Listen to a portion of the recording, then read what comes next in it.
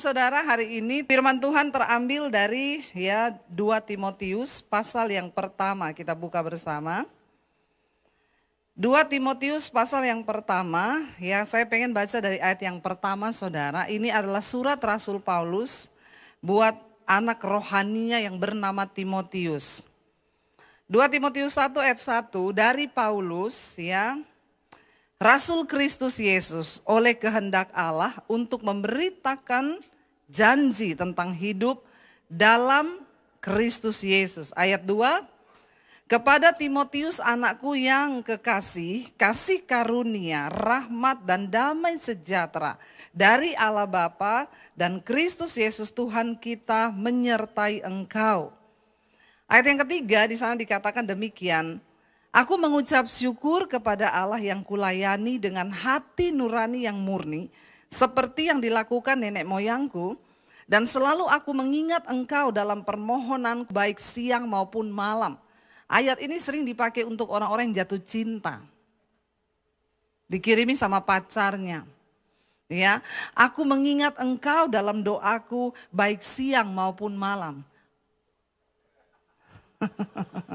Pret kalau nggak baca Alkitab dengan tuntas begitu itu, main comot ayat. Padahal ini doanya Rasul Paulus buat Timotius Kenapa dia selalu mendukung Timotius dalam doa siang maupun malam? Ayat 4 penyebabnya dia bilang begini. Dan apabila aku terkenang akan air mata yang kau curahkan, aku ingin melihat engkau kembali supaya penuhlah kesukaanku. Saudara, kenapa Timotius ini dikatakan oleh Rasul Paulus, dia adalah hidupnya itu penuh dengan air mata di dalam dia melayani Tuhan. Saya pengen kita buka Kisah Rasul pasal yang ke-16, Saudara. Di sana ada latar belakang ketika pertama kali Rasul Paulus bertemu dengan yang namanya Timotius. Iman yang seperti apa? Kisah Rasul pasal yang ke-16 ayat yang pertama, judul perikopnya Timotius turut serta dengan Paulus, Saudara. Ayat yang pertama dikatakan di sana, Paulus datang juga ke Derbe dan ke Listra, Di situ ada seorang murid yang bernama Timotius, ibunya adalah seorang Yahudi dan telah menjadi percaya kepada Yesus, sedangkan ayahnya orang Yunani. Timotius ini dikenal baik oleh saudara-saudara di Listra dan di Ikonium. Dan Paulus mau supaya dia menyertainya dalam perjalanan. Paulus menyuruh menyunatkan dia karena orang-orang Yahudi di daerah itu. Sebab setiap orang orang tahu bahwa bapaknya adalah orang Yunani. Siapa Timotius ini, saudara? Dia adalah seorang anak muda. Ketika dia berjumpa dengan Rasul Paulus dan menyerahkan hidupnya, diperkirakan usianya itu sekitar 15 sampai 20 tahun. Berarti dia masuk generasi apa? Kalau sekarang disebut generasi apa?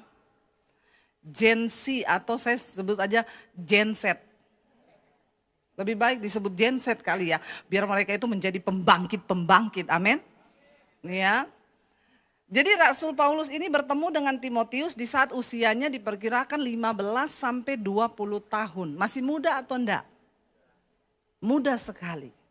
Di sini yang usia 15 sampai 20 angkat tangan. Ada? Coba enggak apa-apa angkat tangan. Saya enggak suruh saudara jadi Timotius. Saya enggak ajak saudara ikut dalam pelayanan saya. Cuma saya mau tanya gitu loh, supaya kita bisa dapat gambaran untuk membayangkan betapa mudanya Timotius Umur 15 sampai 20 itu masuk di Gen Z. Di zamannya Timotius. Umur 15 tahun sudah menyerahkan hidup sama Tuhan. Sekarang 15 tahun banyak yang bunuh diri, stres, depresi. Saya ini terima konseling di HP saya ini, saudara. Banyak yang Gen Z ini. Konselingnya itu apa? Ibu, saya ini tidak bisa tidur. Setiap malam saya ini depresi, saya tidak bisa tidur. Dan memang menurut penelitian, memang yang generasi Gen Z ini, generasi ini, karena mereka adalah generasi pertama ketika internet itu dan media sosial itu mulai berkembang. Mereka ini banyak yang akhirnya mengalami gangguan kejiwaan, stres, depresi, karena mereka ini jarang tidur, suka begadang. Ya, akhirnya ya orang kalau nggak tidur-tidur stres, apalagi kalau tiap hari lihat Atta Halilintar lagi jalan-jalan ya, Torik lagi lamaran, umur 2 bulan sudah haji, luar biasa kan? Makin tertekan lah dia. Ya, Torik aja 2 bulan udah haji, saya ini belum apa-apa. Jadi makin stres saudara. Karena mereka yang mereka lihat, mereka tonton, dan generasi Gen Z ini memang kurang bergerak. Yang bergerak tuh banyak jempolnya sama jarinya. Di kamar mereka ini mager. Ya, makanya saya itu banyak mengkonseling juga anak-anak di usia ini. Ya, anak saya tuh kadang lagi di rumah, teman saya lagi, ngapa? Mau konseling ini loh, stres. Nah, saya bilang anak muda, udah pada stres itu coba apa yang dipikir saudara. Nah disinilah peranan orang tua penting di sini. Kalau kita melihat Timotius umur 15 tahun sudah menyerahkan hidup untuk melayani Tuhan di umur 15 tahun sampai 20. Dia bersama dengan Rasul Paulus meninggalkan orang tuanya loh. Dikatakan mamanya seorang Yahudi tapi bapaknya orang Yunani. Makanya dia tidak disunat. Waktu ketemu Rasul Paulus dia harus disunat karena itu aturan orang Yahudi saudara. Ya, dan coba kita kembali saudara ke tadi ya kisah dari 2 Timotius pasal yang pertama ya. Kita melihat di situ ketika Rasul Paulus ketemu dengan Timotius, dia langsung ajak Timotius, ayo kamu ikut aku melayani. Ya, jadi ketika dia berjumpa Rasul Paulus pertama kali, dia tuh nggak pikir panjang. Waktu Rasul Paulus bilang kamu ikut dengan aku mau kamu ikut dengan aku untuk dalam perjalanan kita misi penginjilan. Ya, saudara semua sudah tahu saya buka sekolah Alkitab di Bandungan, itu sekolahnya gratis tis-tis loh. Itu aja sulit mau cari orang yang mau menyerahkan hidup untuk melayani jadi hamba Tuhan. Udah gratis loh. Cari orang aja susah. Saya nggak tahu orang kurang beriman ikut Tuhan sekarang atau bagaimana saudara. Makanya benar Yesus bilang di akhir zaman ini tuaian banyak tapi penuai sedikit. Saya mau membakar iman ya para Gen Z yang ada di sini hari ini. Jadi Gen Z aja ya. Kalau ada listrik mati kamu yang nyalain. Kalau ada iman mati kamu yang nyalain, benar nggak? Ya saudara melayani Tuhan sekarang tidak perlu engkau ya pergi ke daerah mana kemana. Itu teman-temanmu di sekolah, di kampus, di tempat kerja itu banyak yang stres toh. Bawa mereka kepada Tuhan. Amin. Ya, kasihan saudara generasi hari-hari ini. Bunuh diri ya, kita lihat hari-hari ini kita perlu banyak berdoa bagi Indonesia. Ya. Dosa hari-hari ini memang ya lihat ya, kejahatan terjadi, cuma semua ada di sini nih kejahatan ini. Ya, kelihatannya di rumah itu Bapak, tapi main judi. Selama saya duduk di situ, beritanya menakutkan semua loh. Saya ini jarang nonton TV saudara. Duduk di situ, habis berita itu, beritanya muncul lagi satu. Seorang bapak ditemukan meninggal dunia, gantung diri di dapur rumahnya sendiri. Dan ditemukan secari kertas, dia bilang sama istrinya, aku mohon maaf, aku ini kena pinjaman online, sertifikat rumah ini sudah saya gadaikan. Saya sudah bingung mau bagaimana, jadi saya memutuskan gantung diri, bunuh diri di dapur coba. Orang bunuh diri di hutan kayak jangan di rumah situ toh. Saudara lihat dosa iblis bekerja sekarang. Dan dengan mudahnya orang mengambil keputusan bunuh diri. Ya pinjol, hati-hati saudara, ini semua sedang bekerja. Kenapa orang terjebak dengan pinjol? Iman yang mati menghasilkan kita ini salah mengambil keputusan. Konsernya Bruno Mars itu sudah habis tiketnya. Padahal kan tuh tiketnya mahal sekali kan? Berapaan coba? Yang sudah beli angkat tangan. Tidak dilarang saudara nonton kalau kau memang punya kelebihan uang. Saudara tahu banyak yang berburu tiket konsernya Bruno itu pinjol. Mereka cari pinjaman online untuk beli tiket nonton konser. Saya dengar ada beberapa anak muda yang minta gaji bulan depannya dibayar sekarang karena dia mau berburu tiket konser. 2 juta padahal gajinya 2,5 juta. Dia pakai nonton 2 juta bulan depan, dia harus melanjutkan hidup hanya dengan 500.000. Nanti kalau sudah begitu dia ngapain? Pinjol. Kalau sudah dipermalukan malu, tinggal gantung diri lagi di jembatan kan, di jembatan sana. Ngeri nih, dosa ini bekerja memang saudara di akhir zaman. Ingat baik-baik, setan tahu waktu ini adalah waktu-waktu yang singkat. Makanya setan juga bekerja keras, setan juga menuai hari-hari ini. Kalau saudara tidak mau jadi penuai, maka setan bekerja untuk menuai jiwa. Karena ini terjadi peperangan.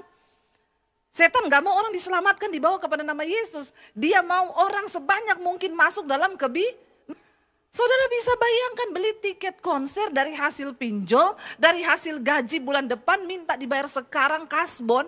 Goblok gak? Ngomong aja gak apa-apa.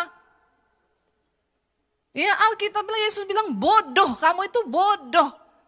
Sehingga terjadi persoalan pertikaian di dalam hidup.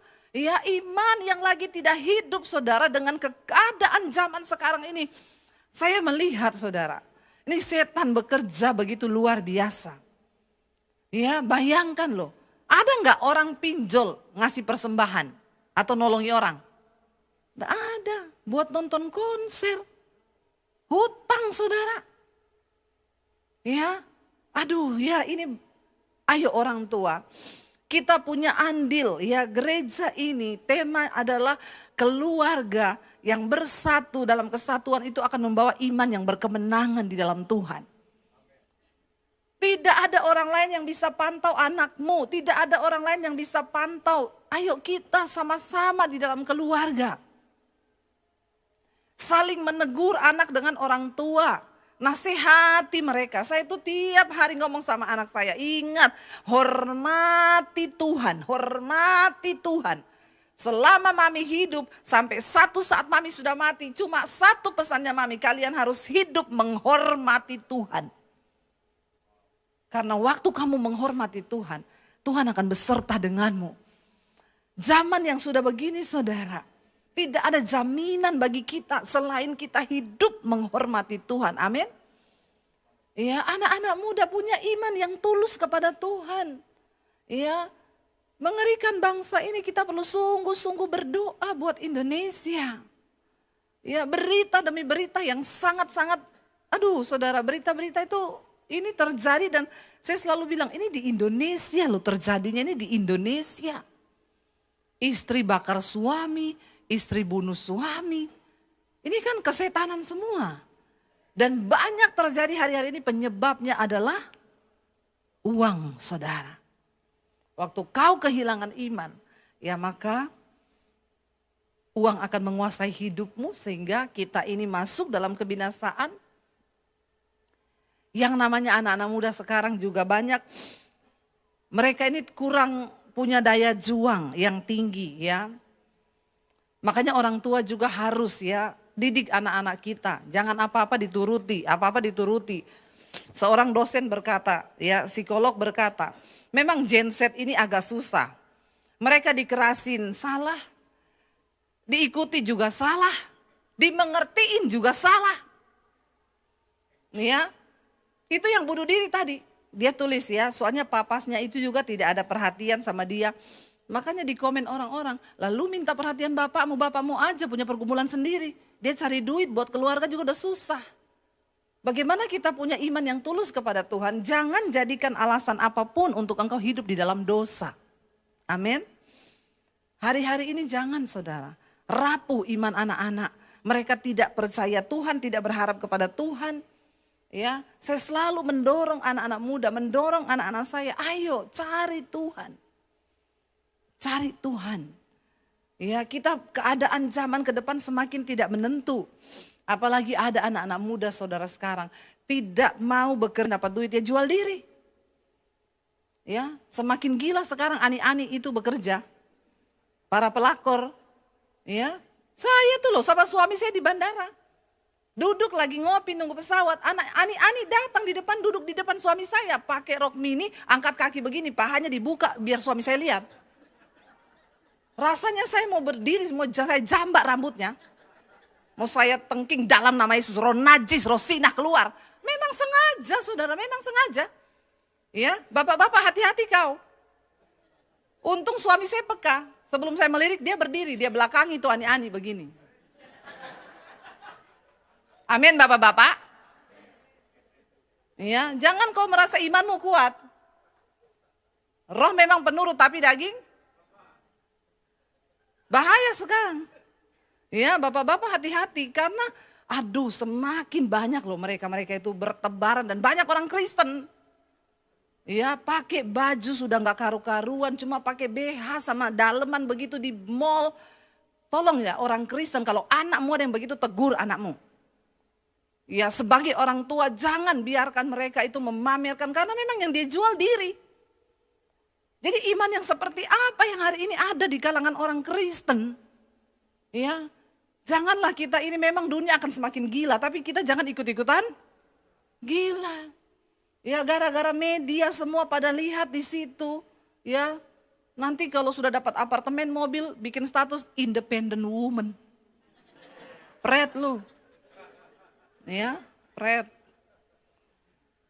Saudara, ayo ya kita berjuang dengan iman yang tulus di hadapan Tuhan. Saya cuma mau bilang, Yesus itu akan segera datang. Saya nggak mau nipu-nipu, saya nggak mau menakut-takut saudara ya. Kapan Tuhan datang? Bagian kita berjaga, jaga. Jangan sampai kita tertinggal kebinasaan kekal. Ya, Alkitab bilang kalau orang berkata damai, aman, ya maka disitulah Tuhan datang.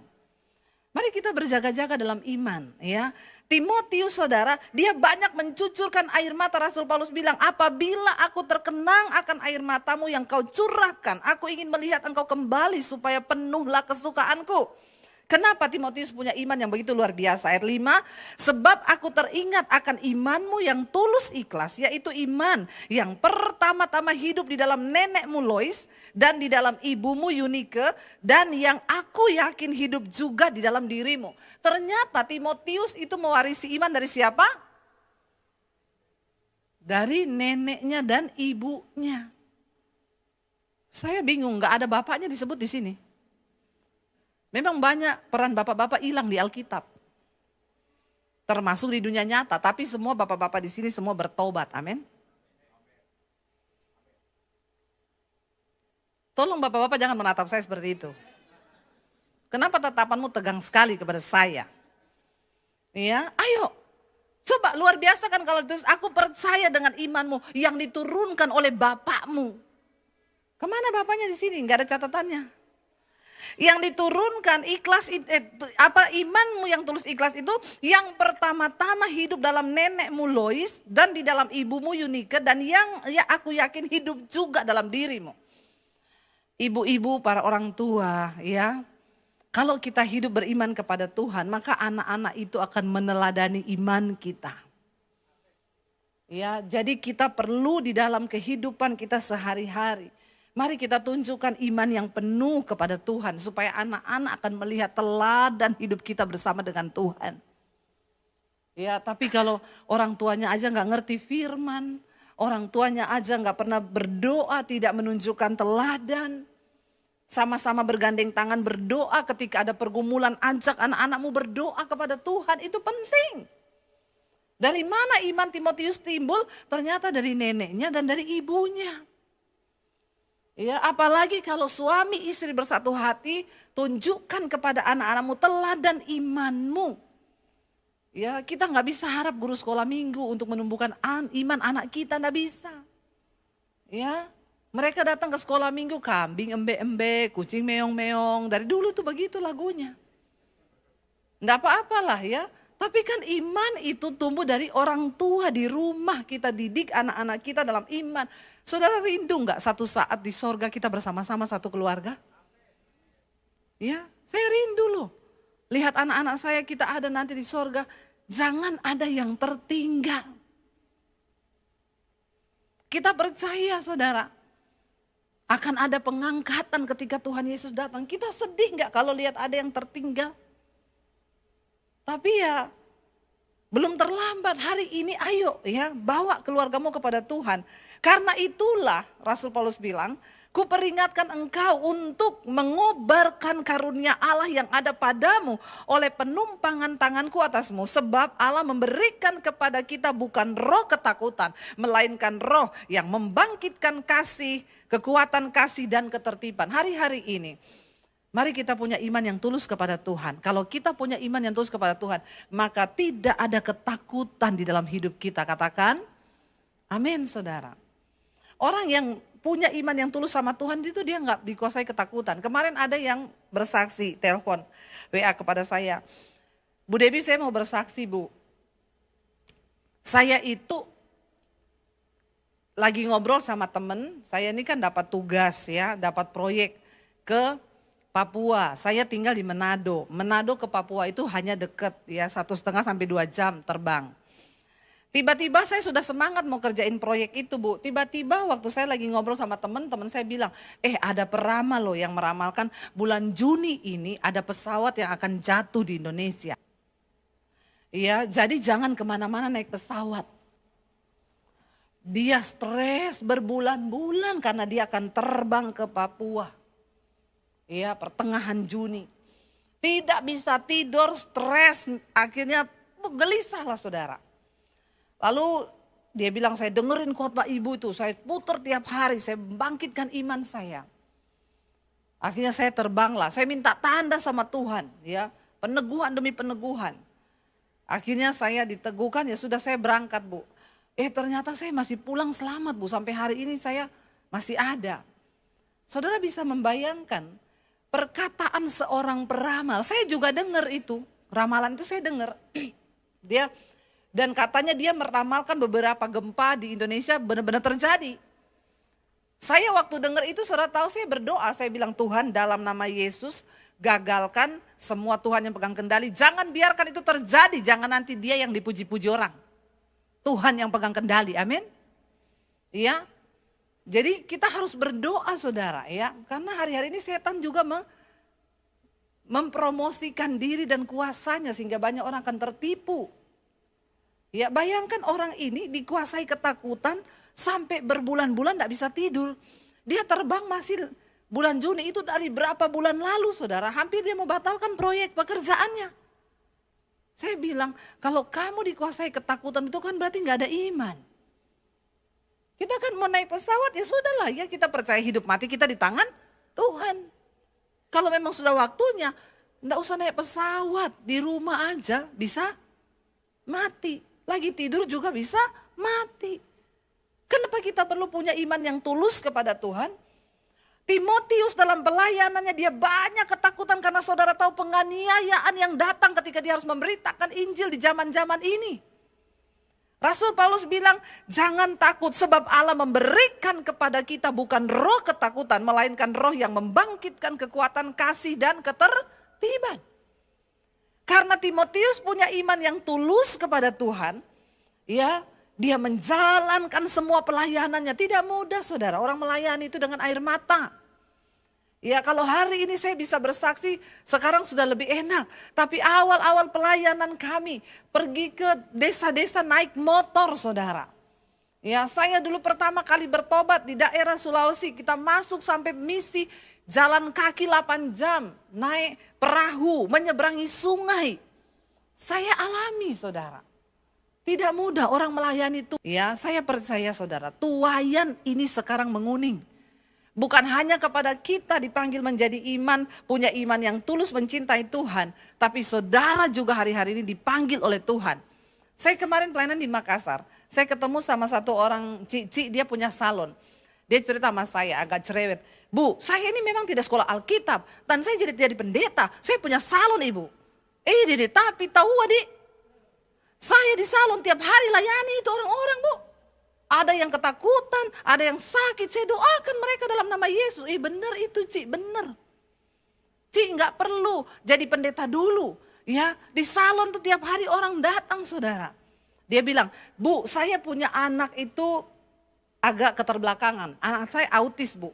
Ketika Tuhan itu memberi saya hamil saya senang. Tapi ketika dokter memutuskan anak saya autis Bu, itu seperti batu karang ditimpa di atas kepala saya. Saudara.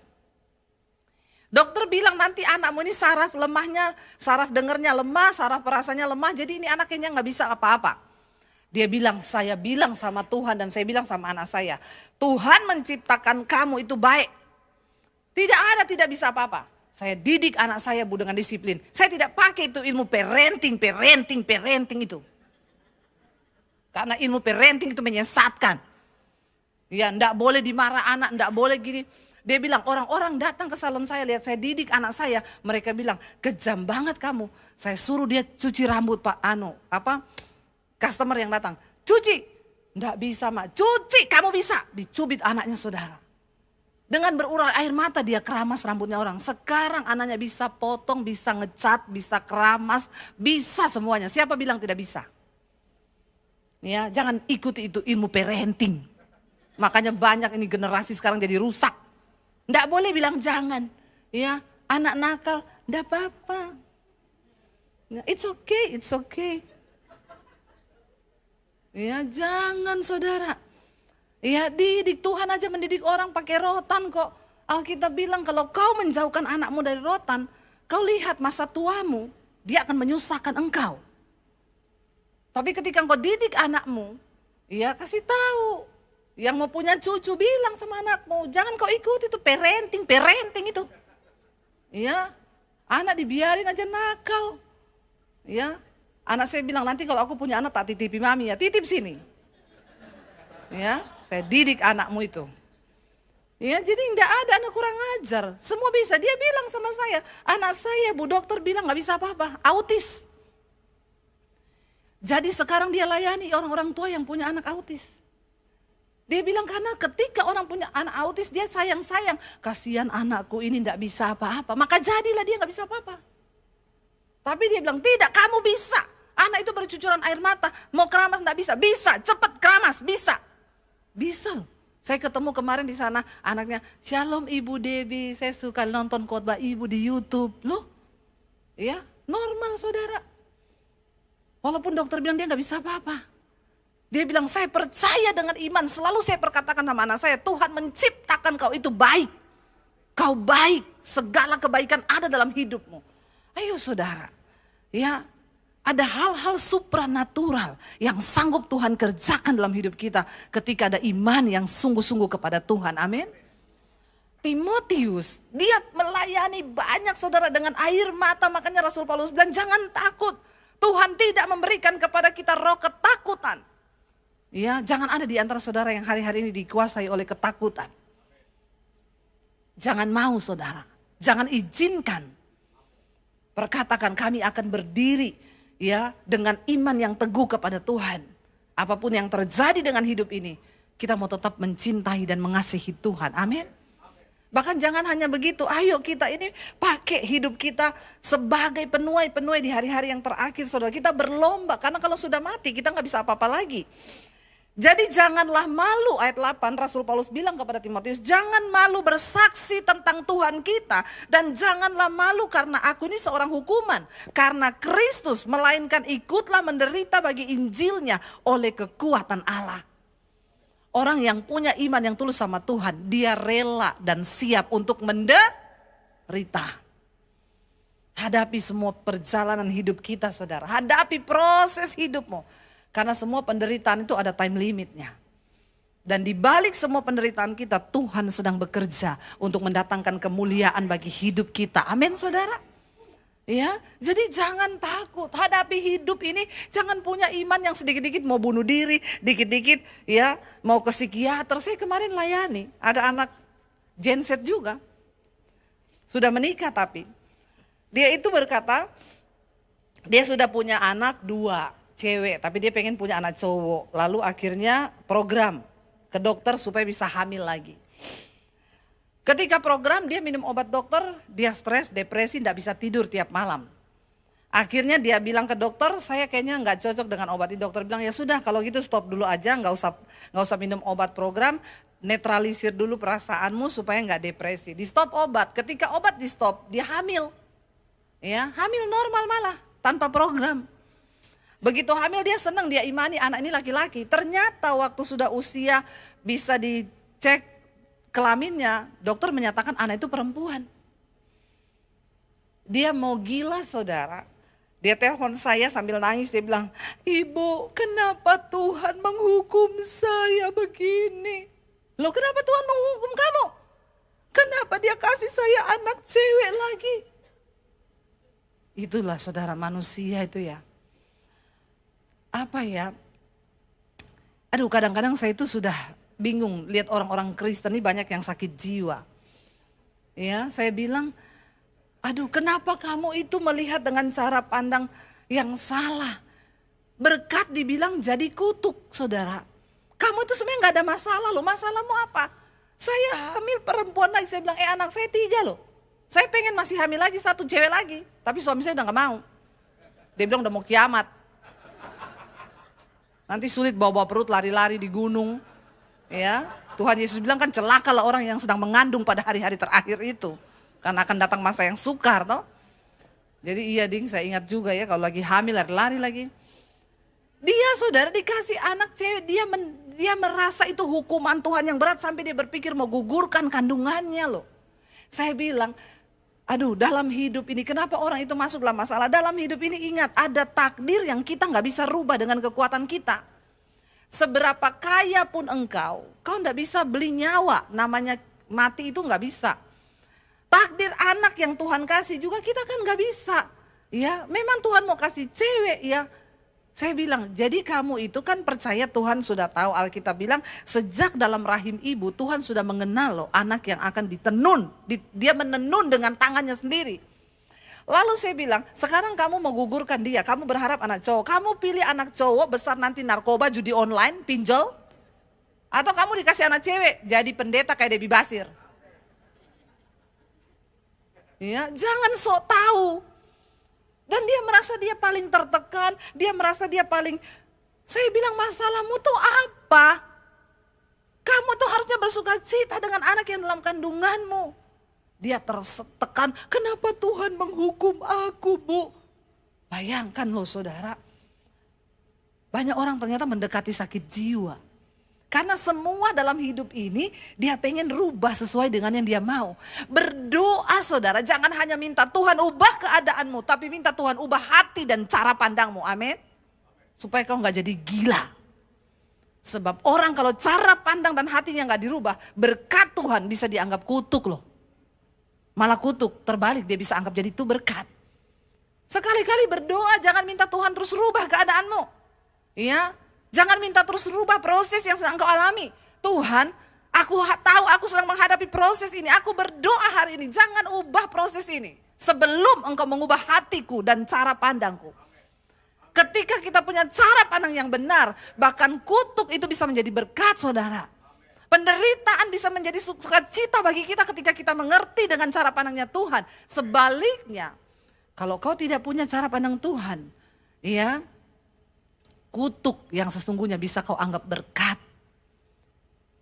Karena jalan kita itu berbeda dengan jalan Tuhan. Pikiran kita itu berbeda dengan pikiran Tuhan. Mari kita sedang ada di hari-hari terakhir. Tolong saudara, saya ini khotbah sampai berkeringat loh.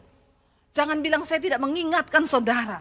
Tugas kita hamba-hamba Tuhan hari-hari ini mengingatkan kenapa kita sedang berpacu dengan waktu yang begitu cepat. Tuhan akan segera datang kembali. Apakah ada iman dia temui di dunia ini? Yesus bilang. Yesus berkata, cuma satu yang dia tanya, kalau aku datang kembali ke dunia ini, adakah iman? Masih aku dapati. Karena memang akan banyak orang yang pada akhirnya mundur meninggalkan Tuhan. Hanya karena persoalan, tekanan, dan pergumulan hidup. Kita belajar, saudara tahu Timotius. Dia terus memberitakan Injil. Dia pergi untuk memberitakan nama Yesus. Dia menderita bagi Kristus. Dia memberitakan kabar baik. Makanya Rasul Paulus bilang jangan malu bersaksi tentang Tuhan kita. Dan jangan malu karena aku seorang hukuman karena Yesus. Melainkan ikutlah menderita bagi Injilnya oleh kekuatan Allah. Orang Kristen sekarang jarang yang menderita karena Injil. Menderitanya karena apa? Pinjol. Banyak. Makanya saya itu tak cuekin nih yang konseling. Rata-rata bu tolong dong angkat teleponnya, angkat bu saya mau bunuh diri, saya kena pinjol. Saya bilang cepat cari gedung yang paling tinggi, lompat saja. Hidupmu itu cuma bikin susah orang. Kerjaannya cuma masalahnya jatuh, pinjol, persinahan, percabulan, selingkuh, itu terus. Yang jadi masalahnya orang Kristen ini. Kita mau bicara tentang mengasihi Tuhan yang teguh menderita karena Injil, pret. Hari ini sudah nggak ada orang Kristen yang menderita karena Injil. Saudara tahu Timotius matinya?